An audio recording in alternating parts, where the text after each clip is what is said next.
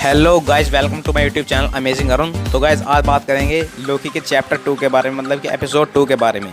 तो चलो यार उसकी स्टोरी एक्सप्लेन करते हैं। पिछले एपिसोड में गाइस हमें पता चला था कि इसमें एक और लोकी है, और इस एपिसोड में हमें पता चलेगा कि वो लोकी है कौन। तो चलो यार स्टार्ट करते हैं।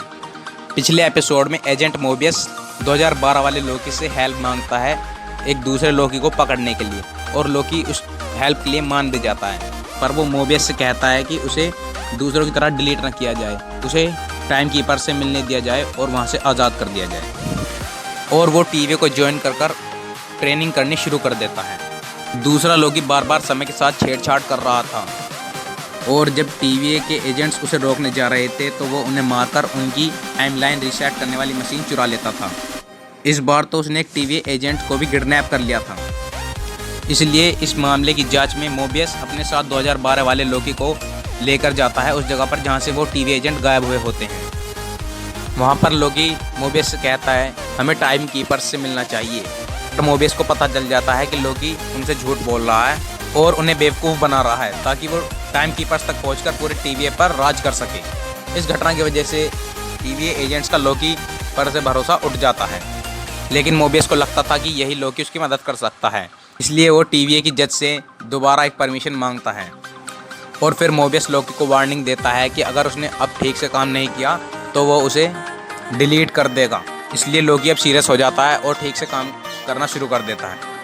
2012 वाला लोकी ये जानना चाहता है कि वो दूसरा लोकी कहाँ छुप कर बैठा है, इसलिए वो पास्ट और फ्यूचर के इंसिडेंट्स का पता लगाता है, और उसमें उसे 2017 की रैग्नारोक की इंफॉर्मेशन मिलती है, यानी कि एसगार्ड के अंत के बारे में पता चलता है। और इससे उसके दिमाग में एक आइडिया आता है कि अगर कोई टाइम ट्रैवल करके ऐसी जगह पर जाएगा जहां पहले से ही कोई बड़ी तबाही आने वाली है, तो वहां पर एक अल्टरनेटिव टाइमलाइन नहीं बनेगी। इसीलिए इस चीज़ को टेस्ट करने के लिए लोकी मोबियस को लेकर एक ऐसी जगह पर जाता है जहां पहले से ही कोई मुसीबत आने वाली होती है।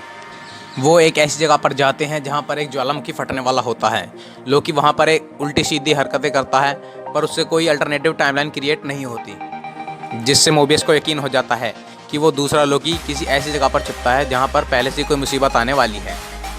अब मोबियस और लोकी को ये तो पता चल गया था कि वो दूसरा लोकी ऐसी जगह पर छुपता है जहाँ पर पहले से कोई मुसीबत आने वाली होती है, तो अब वो उस बारे में सोचते हैं कि वो कहाँ छुप सकता है। तभी मोबियस को एक बात याद आती है कि जब दूसरे लोकी ने 1549 में प्रोविनेंस यानी कि फ्रांस की एक जगह पर हमला करा था, तब वहाँ उसने एक छोटी बच्ची को देखा था। तो उसने उस बच्चे को एक च्युइंगम का पैकेट दिया था, तो उससे उसे पता चलता है कि वो च्युइंगम उस ज़माने की नहीं थी। तो इससे उसे क्लू मिलता है कि वो दूसरा लोकी कहाँ छुपा होता है। फिर वो इस पर थोड़ा सा रिसर्च करते हैं और उन्हें एक जगह मिलती है जो 2050 में हेवन हिल्स के नाम से अलबामा में थी। तो मोबियस को ऐसा लगता था कि वो दूसरा लोकी वहीं जाकर छुप सकता है, तो इसलिए वो एक टीम क्रिएट करता है और वो वहाँ पर जाता है। उस टाइम पर वहाँ पर एक तूफ़ान आया हुआ था, इसलिए ज़्यादातर लोग एक मॉल के अंदर छुपे हुए थे। टीवी वाले उस मॉल के अंदर जाकर उस दूसरे लोकी को ढूंढना शुरू करते हैं। उस मॉल का नाम रॉक्सकार्ट होता है, पर बाद में हमें ये पता चलता है कि ये उस दूसरे लोकी की वजह से ही हुआ था। उसने ही अपना क्लू छोड़ा था ताकि टीवी वाले जानबूझकर उसके पीछे आ सकें। पर वो दूसरा लोकी 2012 वाले लोकी के सामने नहीं आता है, और वो दूसरों के दिमाग पर काबू करके उससे बातें करता है। फिर 2012 वाला लोकी उस दूसरे लोकी से कहता है कि हम दोनों टीवी वालों को बेवकूफ़ बनाकर टीवी पर राज कर सकते हैं। पर दूसरा लोकी कहता है कि उसे इस चीज़ में कोई इंटरेस्ट नहीं है, उसका तो कुछ और ही बड़ा मिशन है। दूसरी तरफ मोबियस और उसके साथियों को वो एजेंट मिल जाती है जिसे दूसरे लोकी ने किडनैप किया था। वो मोबियस को बताती है कि दूसरे लोकी ने उसके दिमाग में घुसकर टाइम कीपर्स की जगह का पता लगा लिया है और अब वो कुछ बुरा करने वाला है। उधर दूसरा लोकी अपने असली रूप में सामने आ जाता है। वो एक लेडी लोकी होती है जो किसी दूसरे यूनिवर्स की होती है।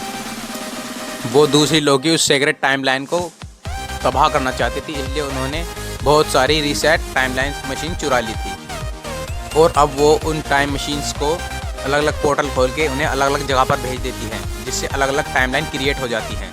और वो उन मशीन को एक्टिवेट करके भेजती है ताकि अगर दूसरी जगह पर वो जाएं तो उनसे टाइम का बहाव बिगड़ जाए। इस वजह से सीक्रेट टाइमलाइन में उसकी बहुत सारी ब्रांचेस बन गई थी, और अगर वो ब्रांचेस रेड लाइन को क्रॉस कर जाती हैं तो टीवी बर्बाद हो जाएगा और फिर से मल्टीवर्स की लड़ाई शुरू हो जाएगी।